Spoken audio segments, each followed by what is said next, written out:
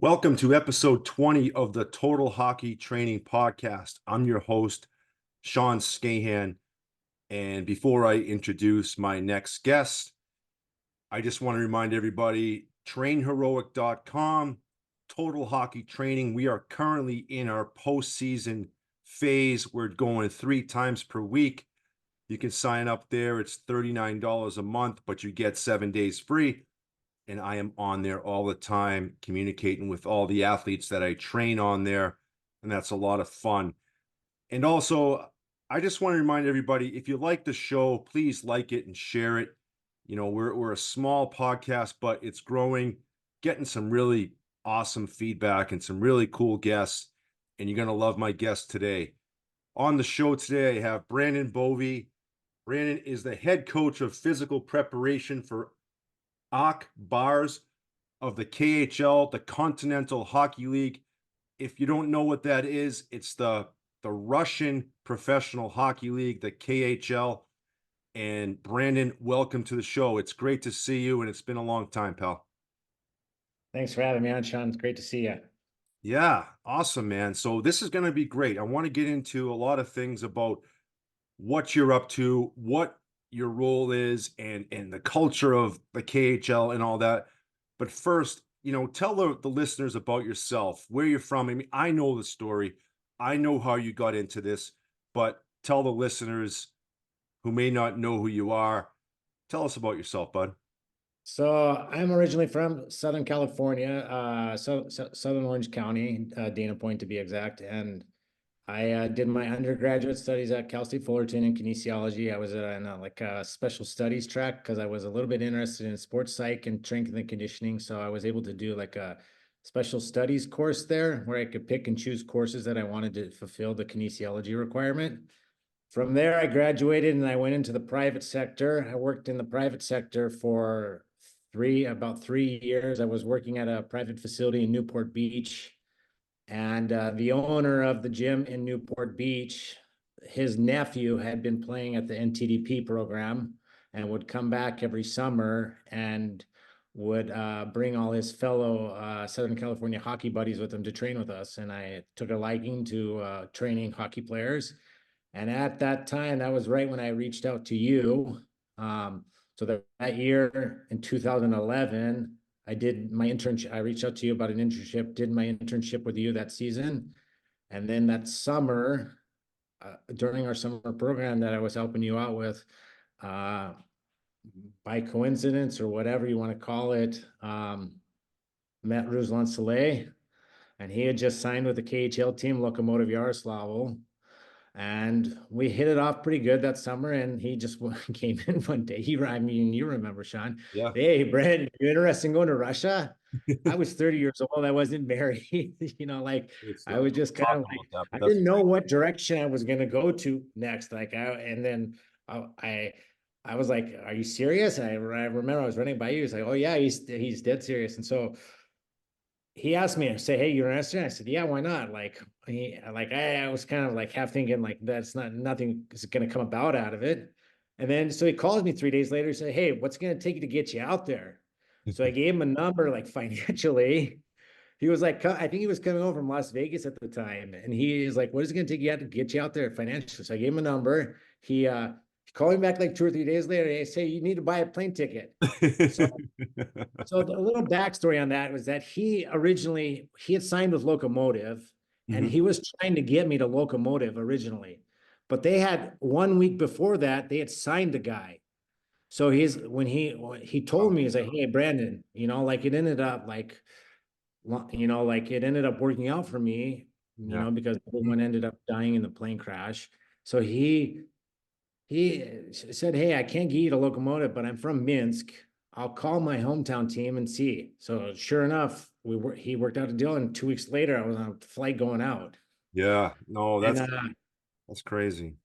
And originally I came out on a 2 week like tryout contract. So I came out for 2 weeks. I still had my apartment back in Dana Point. And I didn't know like if they were going to keep me, but I remember you telling me like Rusty would never put you in a bad situation. And I really leaned on that because like it was like it was kind of sketchy coming out back then, like to coming out here. Yeah. I had no idea what I was getting myself into. And I remember Mark Popovic was training at that facility that we Yeah. were at. And he had played in the KHL before that. And he said, make sure you get everything in writing, make sure you get all this and this and that. So when I first came over, a funny story, like when I first came over, before I left for the flight, I was flying from LA to Frankfurt and then Frankfurt to Minsk. I Mhm. got a call from our team administrator that day before I flew. He said, hey, go to the bank and bring four $100 bills because I needed to get a visa at the airport. I thought, like, what's the difference? I bring hundreds or 20s or fives. So I go to the bank, I get four $100 bills. I fly all the way through the night. I fly into Frankfurt and then I fly to Minsk. I think I land around like 2 in the morning. And back then you could do your visas at the airport. So Mhm. the translator meets me at the airport. I have four $100 bills. One is kind of old. I have like three fresh ones, and one is like an old $100 bill, but it's like it's from the bank. I got it from the bank in the US. Like, but the lady at the visa office would not accept it. Because it was She old. thought I had because it was old. So she thought I had fake money. So like I fly through the night, I'm jet lagged, like I'm so tired. I'm thinking like, what did I get myself into? And so she's like, can you go to the bank and can you go to the bank and get see if you have like some fresh money with you? So like the police guy escorts me to the bank. Mind you, I have only $250 in my bank account when I came out. And so my bank card wouldn't work. So I went back to the visa office and I was telling the translator, please, like, just beg her, whatever you do, like, just tell her this is like, it's not fake money. So what ended up happening was our translator gave her his phone number. And she goes, if this turns out to be fake money, it's like you're going to be in trouble. Mhm. So sure enough, it wasn't fake. So everything ended up working out. But that was like my first experience coming in over here. And it was like, Wow. I was like, what am I getting? But then I always remember that you told me Rusty would never put you in a bad situation. Yeah, no, that's awesome. And so you've been over there since then, correct? Yeah. So I just finished up my 12th season over here. Wow. Wow. I want So to get into yeah. all that and just gonna go back. I mean, just a little backtracking into why why I told Brandon that, Rusty would never leave you hanging. Just a little backstory. So Rusty was a player on the Ducks. Um, and honestly, quite honestly, I wasn't a big fan of his. He was very sarcastic and very just gave me a ton of shit about my Boston accent. And I'm like, who is this guy? And he would wear this limousine driver's hat in our workouts, and he just had this dry, sarcastic sense of humor. And I thought he was a prick, quite honestly. And then, and there's another player like that who I could relate to that I had a good rapport with at the end of all this. It was Rob Niedermeyer. These guys were just old school, like locker room guys, but Rusty was from Belarus, had this accent. And man, like when I realized that, I had to develop a thick skin around this guy or he would just kill you. But, we became close and really good friends. I think I remember him. I think we went to coffee out in Montreal. We just hung out for the day, just me and him, and laughing my ass off the whole day. And just we became tight after that. I mean, he could still be a prick. Don't get me wrong. Like in the locker room, if you wanted something, he was demanding, but he was fair and he had a heart of gold. I remember one Christmas he gave me a bottle of wine from Belarus. What's it called? Anyways, it was unbelievable tasting wine, and that's when I started drinking wine, you know, occasionally, I should say. But he was a great guy, and even when he left Anaheim, he would come back and train with me when he played for Florida, Colorado, and Detroit.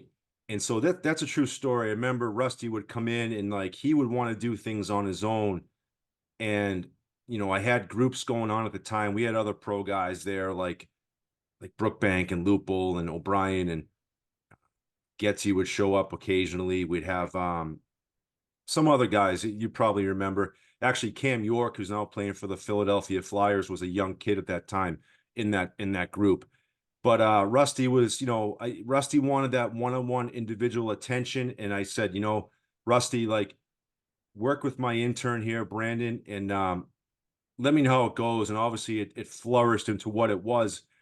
And I remember, Rusty was like, "Hey, would you be interested in going over to Belarus to work with the national team for a week?" I want to say it was in August, and I'm like, you know what? Be a great opportunity for Brandon. Why don't you get to know him? And I'm really happy that that worked out. And obviously, Brandon mentioned the locomotive accident crash. That was brutal to all of us, and we lost a good human and a good soul then.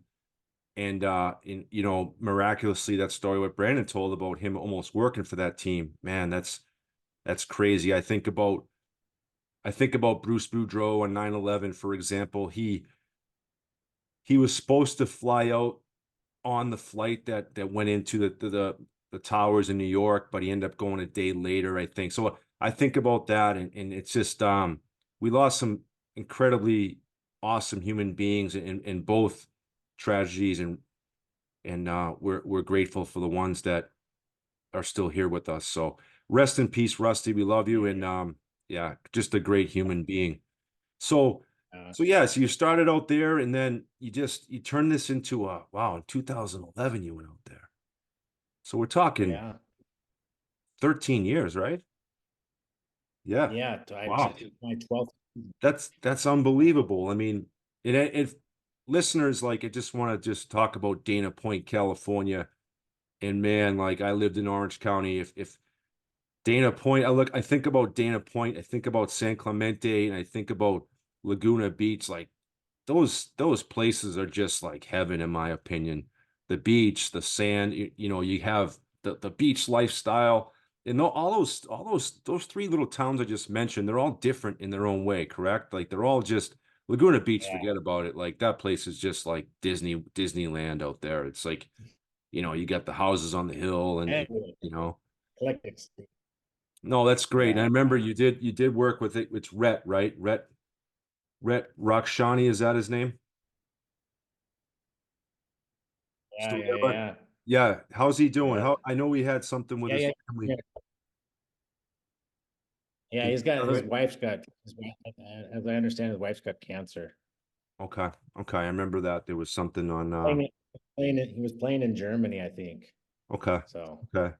All right, cool. Well, ultimately, we know how you got into the KHL, but more importantly, like I want to know how you stayed there. Like how many clubs have you worked with now? hmm,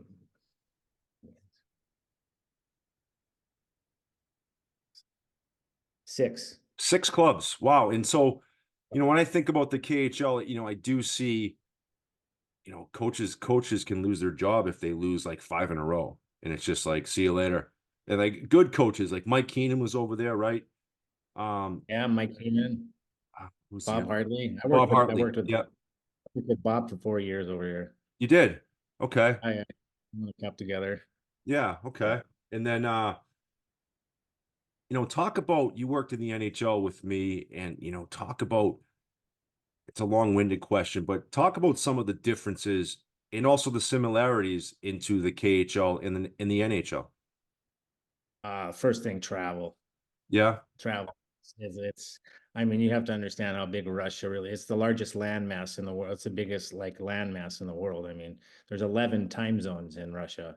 If you, I mean, there's 7 time zones in the main part, but if you count Kaliningrad, which is over just a little bit to the west above, like kind of a little bit north of Poland, I mean, there's 11 time zones, but we Wow. play through seven different time zones.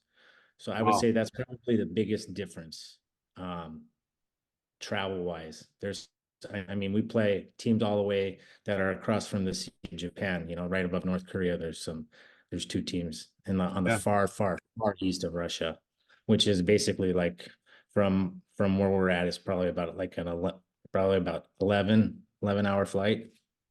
No kidding. So yeah, Now, would so that be kind of just like your average road trip to that city? Like if you're playing in the Eastern Conference, yeah, you'll usually go there twice. Kind okay, of changes each season. Like this year, we went out there and we did all 4 games out there in one okay. road trip, which was nice. But Yeah. sometimes you got to go there twice.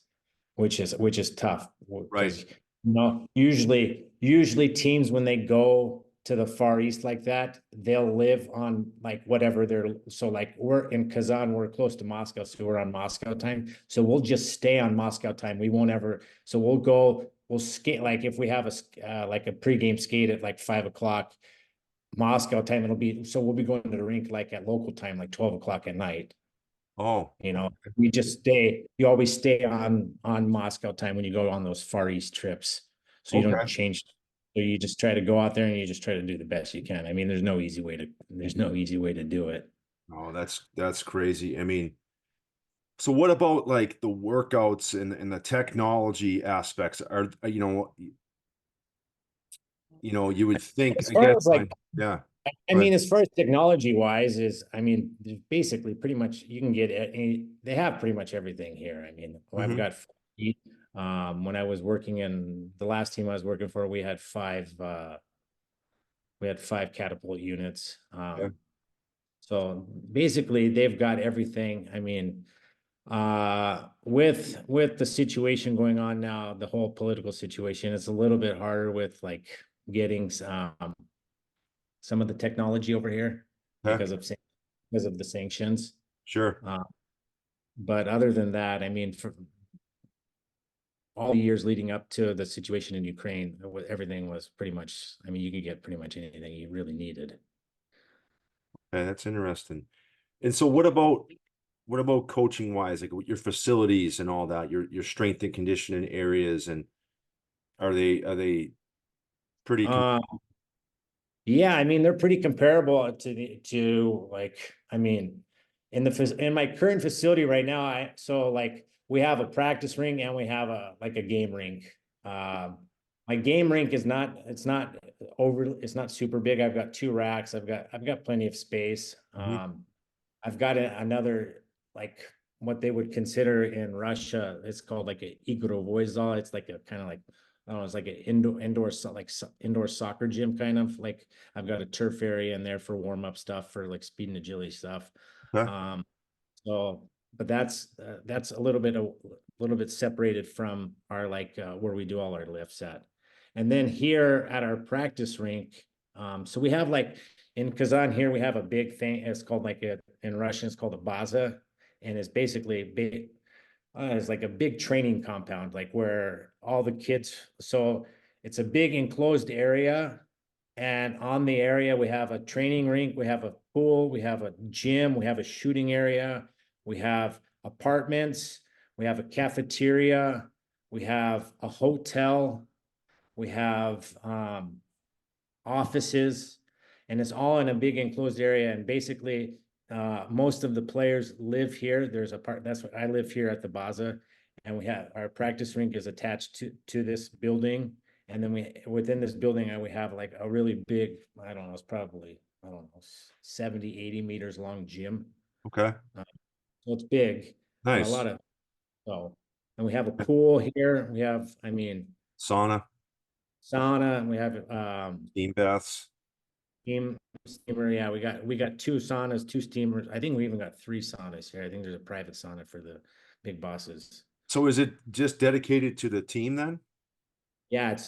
So basically in Russia, the hockey clubs are kind of like European soccer academies. They're pretty much like so we have like kids live here too. So like kids Okay. come here, go to school here.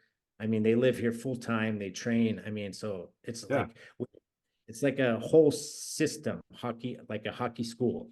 Right. So Okay. from youth all the way through, there's teams 2006, 2007, 2008, UKL, there's MHL, Wow. we have HL. So, and it's all in one area.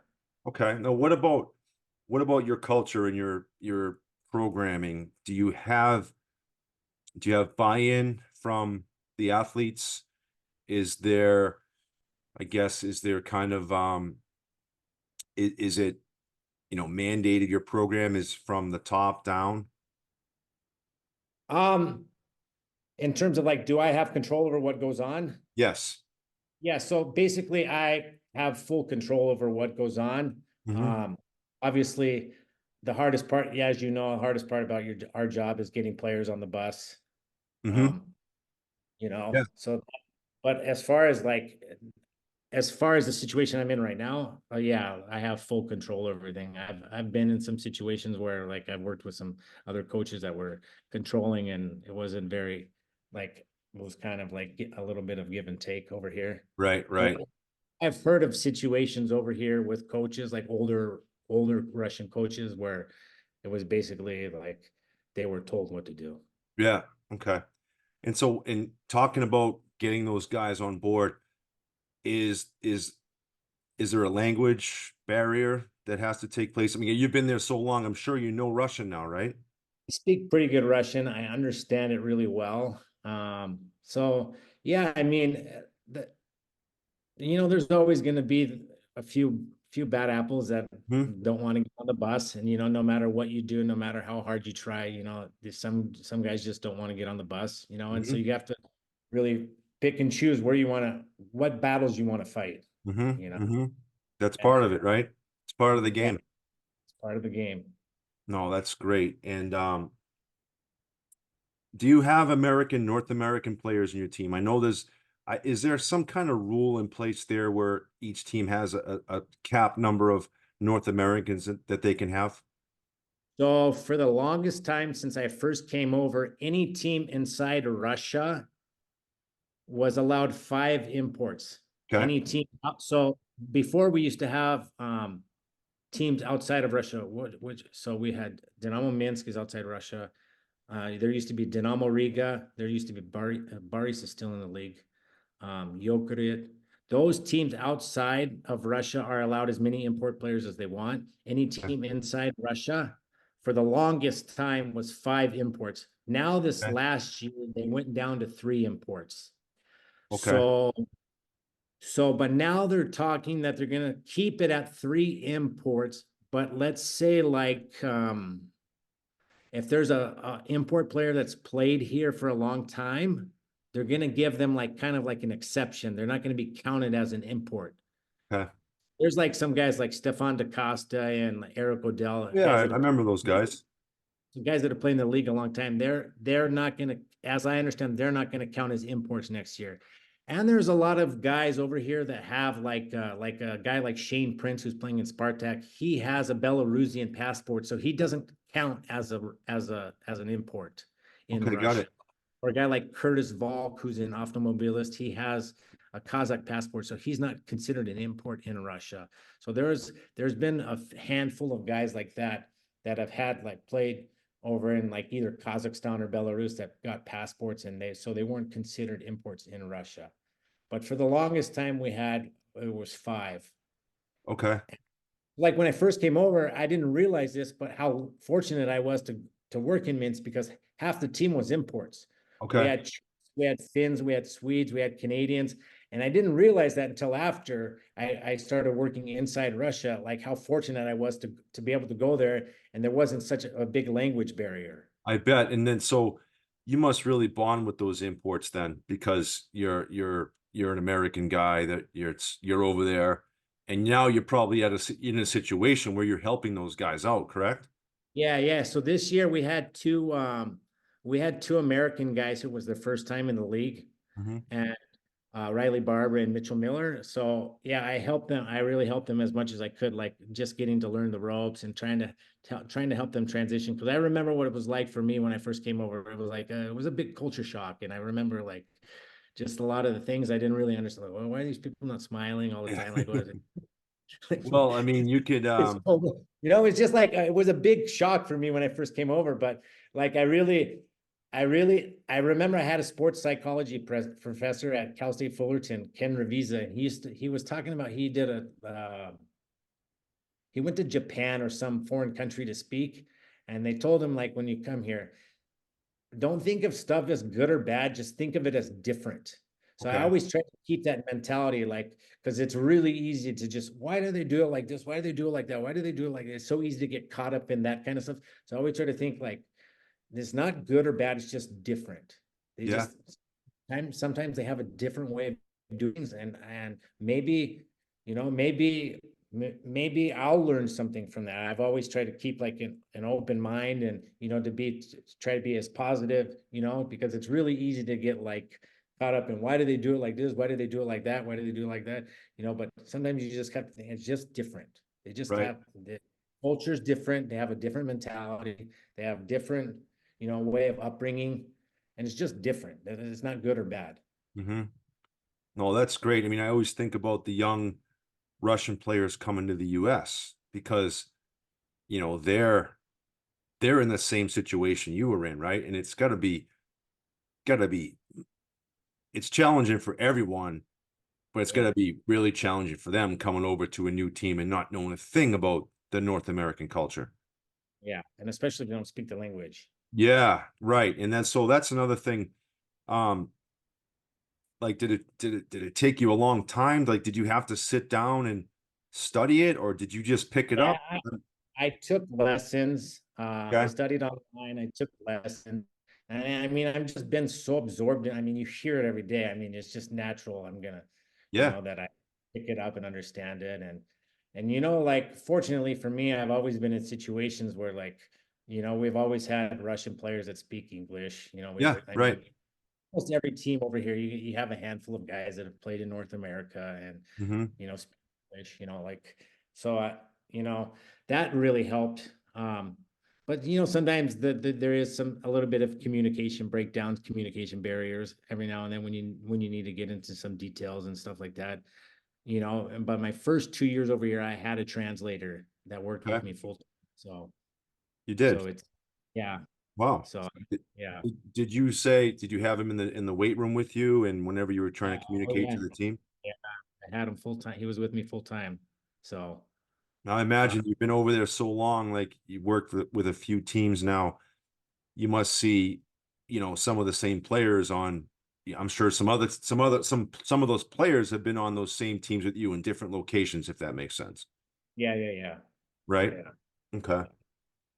So funny story, my translator my first 2 years I had a translator, Sasha Makritsky.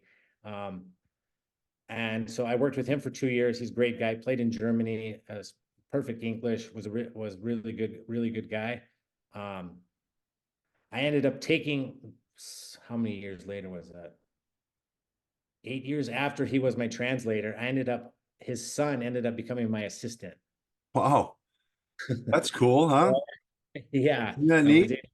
Yeah, how the wheel of life kind of spins. And now he was my assistant for 2 years. Now I left the team that I was with. He was my assistant on. Now he's the head guy there.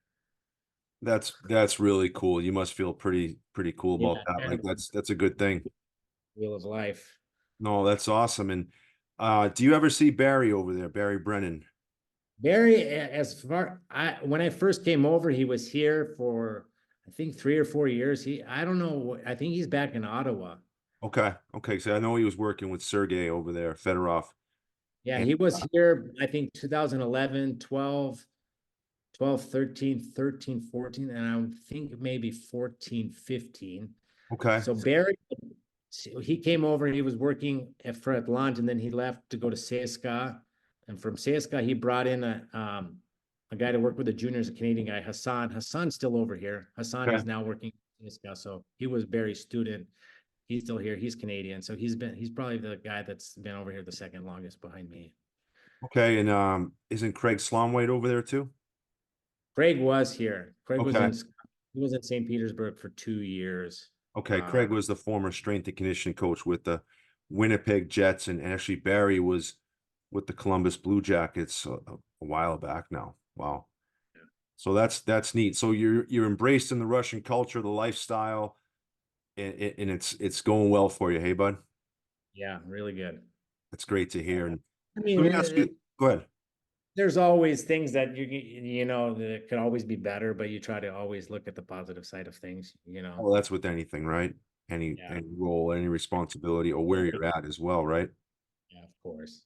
Well, let me ask you this. So you got Ovechkin over here and Kirill, I was telling someone the other day, like he's the most talented player I've ever worked with. Like the Russian players in the KHL, how do they look at the NHL? I'm always curious about that because you have like Kirill didn't come over until he's probably 24 years old. You know, I know there's rules and all that that prohibited players from breaching their contracts and going to the NHL. Like, how do players view the NHL? Like, is Ovi a superstar over there? Is Kirill Kaprizov a superstar? Is Oh yeah. his name, the guy in Tampa It's Bay, Kucherov? Is he are they superstars, Malkin? Are they just like yeah, superstars? big Big time. time? Yeah. Yeah. Yeah. I would say like for a lot of these guys, the NHL is the dream. Okay. Um, but I feel like some of the guys that have gone over and come back, they kind of realize, like they kind of realize that, what it takes to cut it over there. Mhm. And they come back here and they can play, bigger minutes, have bigger roles here, and they can make better money here. So they enjoy that too, you Right. know. But obviously Financially, that's right? yeah, a lot of guys, that's their dream, to go there, Just to compete at that level with the best in the world, right? of course. And that's another thing too. I was thinking about, and the world championships are coming up, and it's a different thing in North America, where I guess it's not a big deal in actually, well, it's a moot point because I'm sure Russia isn't part of the world championships this year, right? They're banned from Okay. doing it. Well, I mean, I guess it shouldn't say regular in, I guess more peaceful years.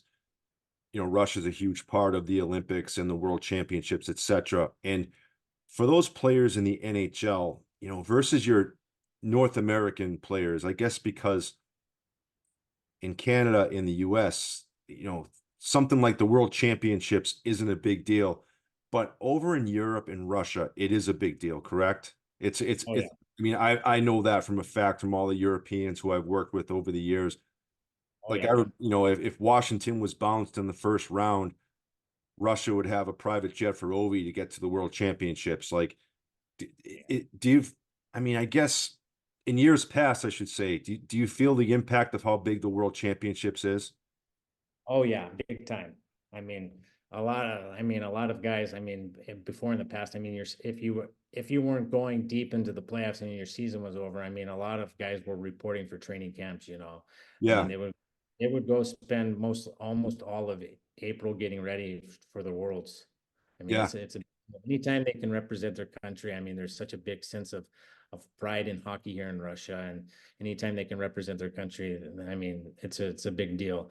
It's a grind for a lot of guys too, because they come off a long KHL season and then they're extended another 2 months. yeah. It's a So they long go tournament. till the third Mhm. week of May, and then you got to realize that for the longest time, a lot of KHL camps were starting in July 1st, July 15th, you Mhm. know. So that's a short off season for those guys, a lot of those guys. And Yeah, sometimes a lot of those guys would train all of the training camp, and then a lot of NHL teams wouldn't make the playoffs, and then those guys, so they would be trained and then they wouldn't end up getting called in the net to the national team. because the NHL guys would come back Would after come their back. Yeah. seasons. Got it. Yeah. Okay. Well, that's But yeah, that's you tough. definitely feel that it's a real big deal here to go to the World Championships, to go to the Olympic Games. It's Mhm. a you know Yeah, I just feel that in North America, on like, all the TV, all the games are televised. It's a big deal. yeah, I mean, no, as it I should, like you know. yeah. Even when I spent one season working in Prague in the Czech Republic. Even there it was big. Hmm. You had a few guys on that team that would play at the Worlds. It's So Yeah. yeah, it's such a different feeling because like I know because I've stayed here for a few years, like full time. I haven't returned to the States, and I get, I feel the atmosphere around, and then a few times I've come home to the States, and you watch the World Championships on TV, and it's like on at odd times. NHL Network. Yeah, Yeah, turn that's high and low to find the games, like here it's on the main channel, Match TV, or on yeah. like it's a No. big deal. Yeah, So no, it's and you also have players here that are asked to play that turn it down. Yeah. like, and I get it. It's a different, it's a long way to go. And I guess, it's not the same as the European and Russian culture where I don't know. I don't know why it's not a big deal, but it should be, I think, to represent your country, US and Yeah. Canada, and have your best available players go. But there are logistics in order, families and kids and all that, and the age of the player and all that stuff. So I do Yeah. understand that. And they're worried about Injury stat. potential injury. Yeah. Of Yeah, course. exactly. You need a surgery or something. No, do you see a lot of injuries over there, like the same as NHL? Like, is it, is there a Yeah, um I think you do same with basic. trends? Yeah, the same stuff. Yeah. Okay. So anything I think different? I think I'm seeing it more now because we played. So when I first came over, we had a 52 game schedule. Um, but usually there was probably 10 more games added to that because you usually play two preseason tournaments, which is about 4 or 5 games each tournament. Uh, Tournaments? and then back then, before all this stuff in Ukraine started happening, we used to have 3 breaks throughout the season for the Euro Hockey Tour. So it used to be like Finland, Sweden, Czech Republic, and Russia would hold. There would be 4 tournaments throughout the year, um, and so a lot of your guys would go play those tournaments. So that's another 3 or 4 games in November, December, and During I your don't season? yeah, during the season, there used to be Okay. national. So for the longest time, we had national team breaks in November, December, and the beginning of February, the middle of February. I can't remember, but you always had like a 1 week break. You had national team breaks, and so you would have your import guys would go play for Finland or go play for Team Sweden at Okay. these at these what was it? The Euro Hockey Tour, So but the KHL now would be on a break then.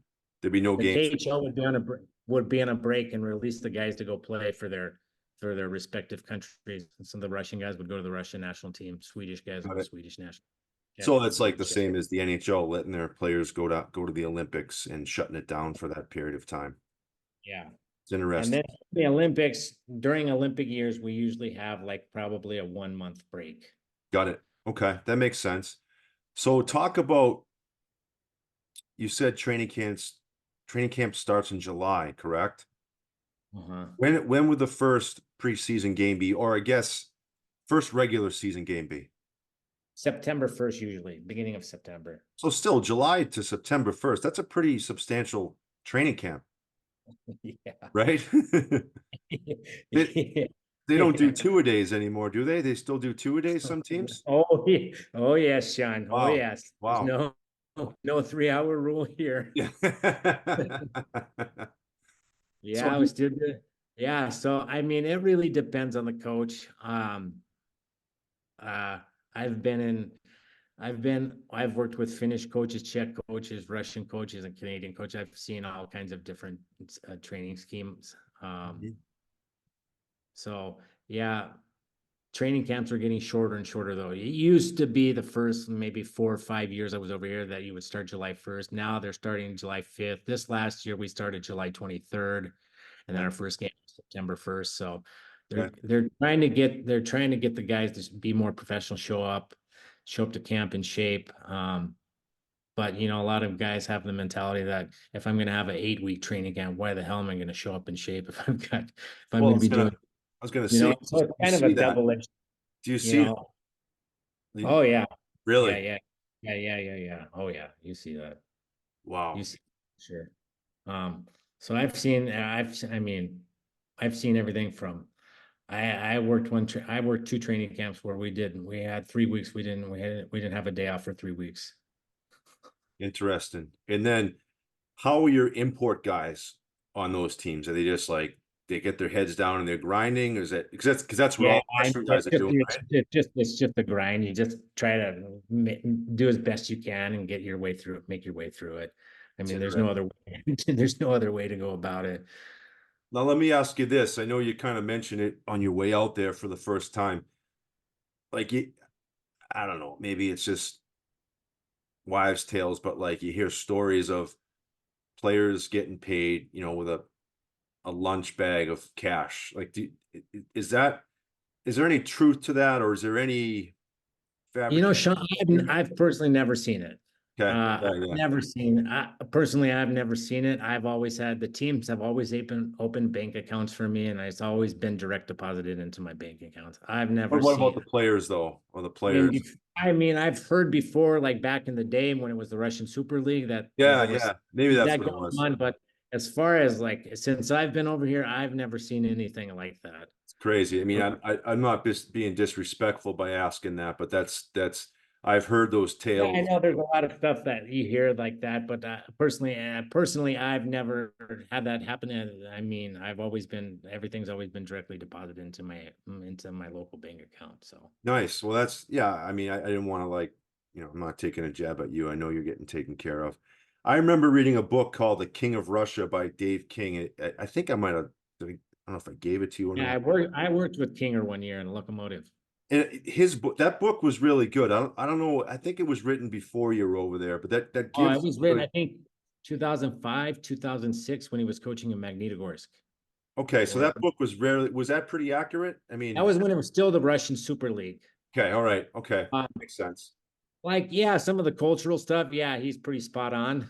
Hmm. Um, I should go back and reread it because I read it before I came over here, and I Yeah. should go back and reread it and see how some of it is. Oh, cool. Well, this has been awesome, buddy. What are your future endeavors? Like, you're pretty established and settled over there in Russia, huh? Yeah, I have actually have I have my wife is Russian. Our daughter, so I have a 3-year-old daughter, and I Oh, got another one congrats. I didn't coming know in. that. Got another little girl coming in June. My wife's in California right now in Dana Point. It's awesome. Um, so I've got my Russian residency permit. So like it's basically allows me to go in and out of the country without a visa. It's really nice. It makes for traveling here it's really convenient because doing all that visa bureaucratic stuff is a nightmare.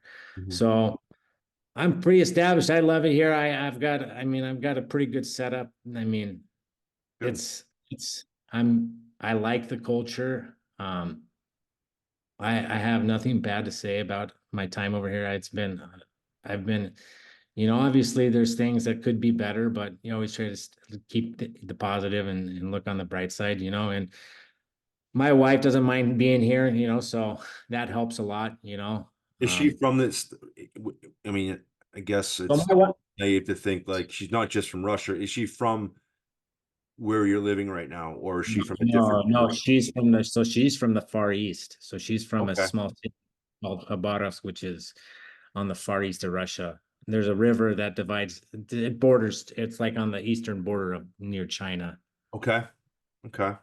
She's from the Far East. No, So and so she's you guys are living there and all is good, and then you make it back to Dana Point in the summer, you were saying, right? yeah, so usually it's a 10-month contract, so July till April 30th. Depending on where you exit in the playoffs. Um, then you usually have at least 2 months off every year, and I'm usually home every year. A few years I got stuck here during COVID. Mm-hmm. Um, but for the most part, I'm always home in the States for at least 2 months. It's nice to recharge the batteries, see my folks. Okay. Um, Now, does every player get like an off-season training program, or you're yeah, yeah, yeah. not, I send one out on Team Builder. okay, I so used you're not I used expected to. Bridge in the past. Now I'm using Team Builder. So Okay. Okay, and then you're not expected to, I guess, keep tabs on I these guys, or yeah, everyone and goes what the back to their contract is. respective cities, and I Yeah. have like if guys ask me, like we have a lot of guys that will go live like we have one guy who will be in 1 month in Miami, 1 month in Cali. So I sent him some recommendations for places there to train at. I got a good guy in Moscow that I recommend our guys go to. Awesome. Um, so That's great, man. Well, really appreciate you coming on and sharing all this. I think our listeners will understand and learn more about the KHL. A lot of Canadians and Americans go over there to play, and it's the second best league in the world, right? Would you? yeah, Yeah, it yeah, is, right? You yeah, must see some good hockey there. And yeah, is fighting okay in that league? yeah. Yeah.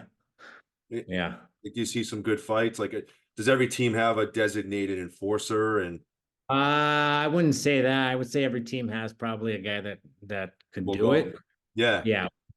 Like that Buddy Robinson's playing over here in Tractor, and Okay. he just one punch KO'd a guy here Did he? in the first round of play. It's just absolutely knocked just one punch. Wow. Is Evgeny Artukin playing still, or is he retired now? No, he's retired. I don't know what he's doing. He's involved. I'm not sure where he played for a long time over here. He retired 3 or 4 years ago. I'm not quite sure.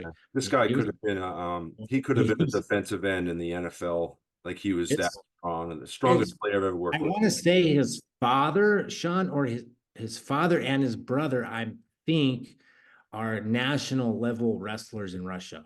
Yeah. Yeah, Yeah. I remember that, him telling me that. Yeah. This I want to guy, say, man, was jump yeah, squatting 225. The bar was bouncing and bending and he's huge. oh, He's and he's an absolute unit. I remember when he came over from Tampa, there was a rumor that he could, he was the fastest guy in Tampa off the goal line to near blue. And everyone's like, yeah, right, whatever. And Marty St. Louis was on that team and he was pretty fast. And this guy supposedly could beat him. First practice, I'm like, yep, I don't doubt it. I remember he just like they would do this skate and called Chase the Rabbit. They'd have one guy start at the face-off dot and the rest of the team behind the goal line. And the rabbit wasn't supposed to get caught. Well, Artie would didn't matter if it was Solani or whoever, he was passing him by the red line and just trying to help him come along. It was hysterical. I'm like, yeah, that guy's a freak. So Yeah. it's that guy was something, he was pretty impressive. Well, anyways, that's awesome, man. We can go on all day, but I really appreciate you coming on and sharing your experience and also seeing you again and catching up with you. Yeah. I do respect the fact that, you reached out to me when you were younger and you wanted to intern, you did, and you came and helped out in the summer. And yeah, I'm just really proud of you and excited for where your career path has gone and what you've done. And have you won some titles over there? Yeah, I won 2 cups over here. Yeah, I like that. That's great. Four, It's four finals, 2 cups. good for Lost you. it. That's Yeah. awesome. And congrats on that. Well, I don't know, you probably never make it back to Minnesota, but I don't know, maybe I'll be in California someday and we can connect again. Sounds good, Sean. Thanks for having me on. It's great to All right. catch up. Yeah, Thanks great to for catch up and back in the day. yeah. I'm sorry, what'd you say? Said thanks for the opportunity you gave me back in the day. Oh yeah, nah, you did a great job and I'm really proud of you. So thanks for coming on and Okay. we'll see you next time. Thanks, Sean. Bye-bye. Okay, thank you.